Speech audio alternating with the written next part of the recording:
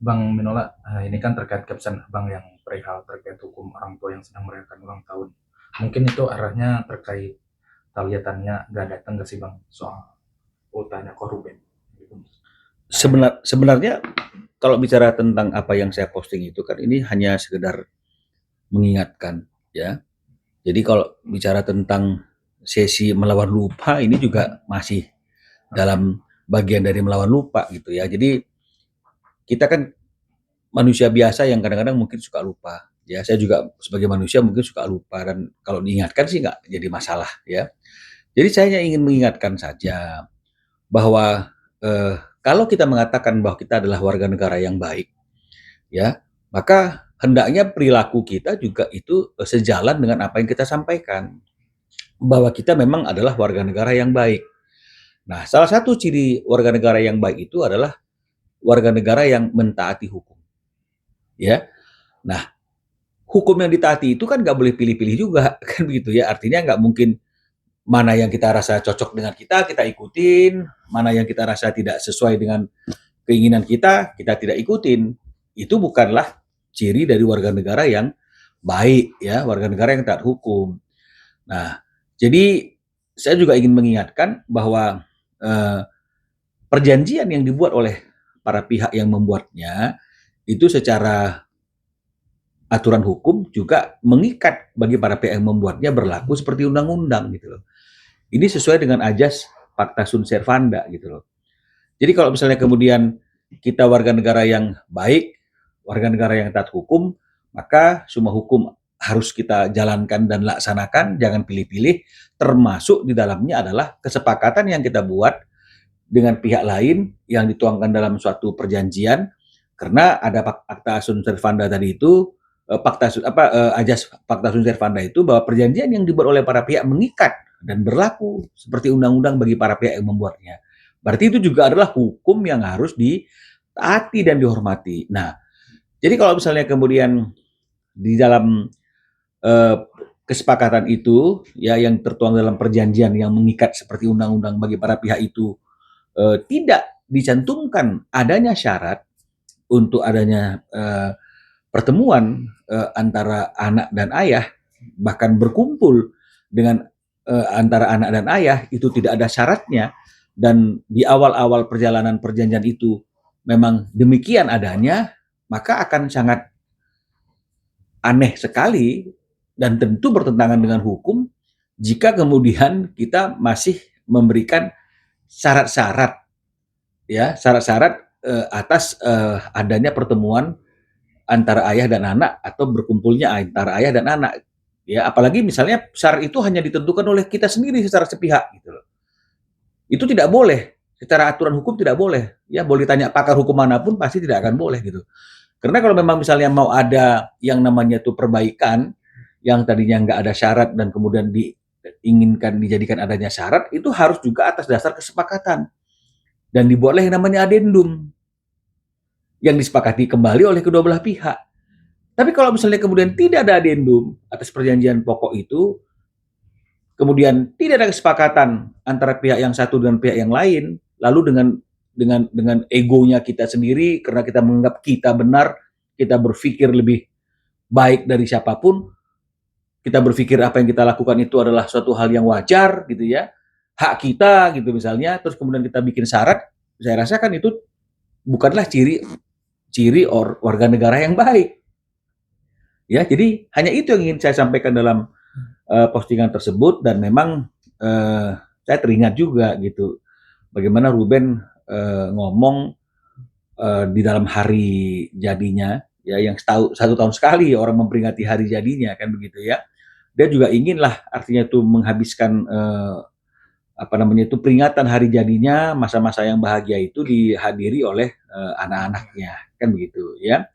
Tapi ternyata ini juga tidak bisa terrealisasi karena syarat tadi itu. Syarat yang memang tidak diwajibkan, tidak diatur, dan itu bukanlah satu konsekuensi dalam suatu pertemuan yang diatur dalam materi 39. Apapun alasannya hari ini, sepanjang belum ada perubahan yang namanya adendum, kita tidak boleh secara sepihak untuk menentukan syarat dengan pertimbangan apapun. Jadi itu memang harus ada yang namanya renegosiasi ulang dalam satu kesepakatan baru yang dituangkan dalam sebuah adendum, kan begitu. Jadi ini yang saya sorotin, ya ini yang saya sorotin. Kenapa harus ada syarat gitu loh misalnya. Nah, artinya kalau memang mengizinkan ya izin. Oke, anak-anak saya kirim misalnya dengan susternya gitu misalnya. Ya untuk menghadiri perayaan itu nanti misalnya kalau memang misalnya belum bisa nginep misalnya ya akan balik lagi dengan supir. Itu akan lebih bagus daripada misalnya oke, tapi ada syaratnya. Nah, makanya saya katakan gitu loh bahwa eh, mengizinkan dengan syarat itu adalah kata lain dari tidak mengizinkan. Ya, saya kira semua ahli-ahli bahasa pasti setuju ya. Kalau izin ya izin gitu loh. Tapi kalau mengizinkan dengan syarat, berarti itu adalah kata lain dari tidak mengizinkan. Jadi kita jangan berdebat lagi, misalnya mana buktinya, mana ininya. Ini kita retorika. Saya lelah yang seperti itu. Ya kita harus ngomongnya itu ya secara fakta apa adanya aja gitu loh. Tapi Syaratnya emang apa sih, Bang? syaratnya apa sih Bang kalau boleh tahu sampai akhirnya? Nggak bisa kami ungkapkan dalam hal seperti ini, karena artinya kan itu biarlah menjadi rahasia dari antara para prinsipal, antara S dengan Ruben saja gitu artinya. Karena kalau nanti misalnya kita bisa syaratnya, kita ngomong syaratnya, nanti fokusnya bukan mengenai masalah aturan pokoknya. Kita akan bias membahas masalah syaratnya dan kemudian akan jadi goreng-gorengan lagi dan ada pro kontra lagi. Jadi makanya saya tidak mau bicara tentang syaratnya. Tapi yang penting secara hukum, perjanjian yang tidak mensyaratkan sesuatu tidak boleh dijalankan dengan meminta syarat tertentu. Ya. Karena dengan adanya permintaan syarat tertentu itu artinya kata lain dari tidak mengizinkan.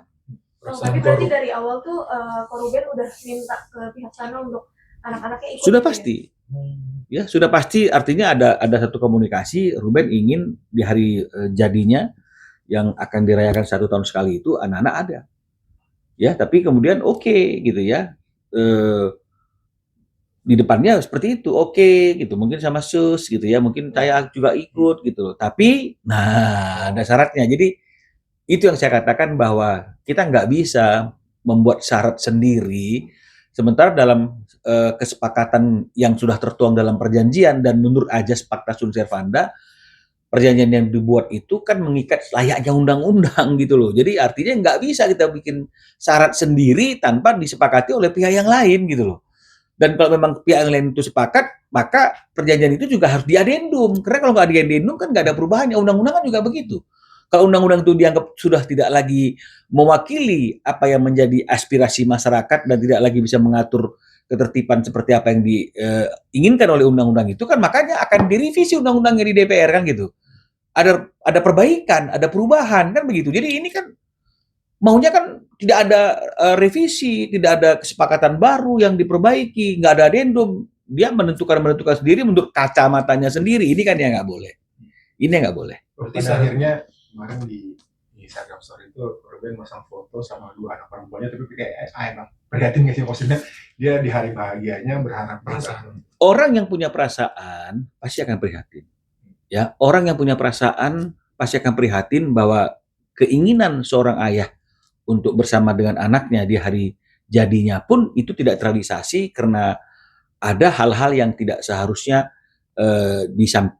diberlakukan tapi diberlakukan ya sehingga akhirnya tetap Ruben menghadirkan anaknya dalam bentuk iya prihatin. Orang yang punya hati pasti prihatin. Tapi kalau misalnya orang yang melihatnya dari kacamata yang lain menurut dia oh ya norak lah inilah berlebihan.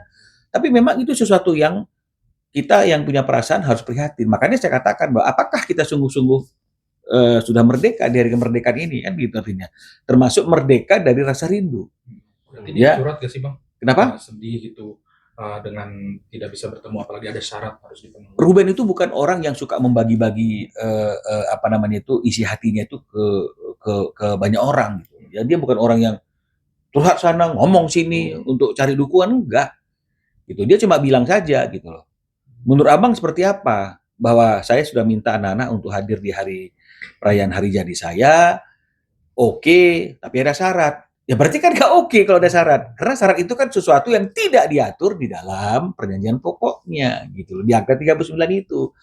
Yang saya tahu seperti itu rule of law-nya. Ya mungkin nanti ya orang lain akan berpendapat bla bla bla bla bla silakan. Tapi yang pasti secara normatif bahwa perjanjian yang dibuat oleh para pihak itu mengikat layaknya undang-undang bagi para pihak yang membuatnya. Kalau ingin ada perubahan, kemudian ingin ada revisi, maka itu harus disepakati juga oleh para pihak dan dituangkan dalam adendum. Kan begitu. Tapi ini kan tidak ada yang seperti itu. Nah, jadi makanya janganlah kita artinya itu selalu menyatakan kita adalah warga negara yang baik kalau kita belum bisa mentaati hukum yang ada. Termasuk hukum yang kita buat di dalam suatu perjanjian. Karena itu bukanlah cerminan dari warga negara yang baik. Karena kalau misalnya kemudian tetap kita kampanyenya sebagai warga negara yang baik, sebagai warga negara yang baik, ya, yang taat hukum. Tapi ada hukum yang nggak ditaati, ini akan menjadi presiden gitu loh. Jadi orang-orang lain di luar sana yang nggak mengerti hukum akan berpikir, oh ternyata kita juga bisa disebutkan sebagai warga negara yang baik meskipun tidak mentaati hukum. Meskipun tidak bayar pajak misalnya seperti itu, kan nggak mentaati hukum itu. Ya, berarti saya tetap warga negara yang baik gitu loh. Nah, inilah yang perlu saya luruskan. Itu aja sih dalam visi saya seperti itu. Tapi syarat itu akankah menjadi di sidang nggak Bang, nantinya? Oh ini ternyata susah Bang, disampaikan. Terus saya nggak ngerti gitu loh. Tergantung dari tergantung mereka melihatnya itu sesuatu hal yang akan menjadi senjata mereka, ya silakan saja. Tapi saya harus katakan bahwa sesuatu yang menjadi syarat yang tidak pernah disepakati itu tidak akan pernah dikabulkan. Itu yang pertama, ya. Yang kedua, mereka harus ukur dengan pasti, ukur dengan tepat, apakah benar apa yang mereka sampaikan itu benar-benar sesuatu yang bisa menghambat anak untuk bertemu dengan ayahnya. Kalau enggak, itu semua akan jadi sia-sia.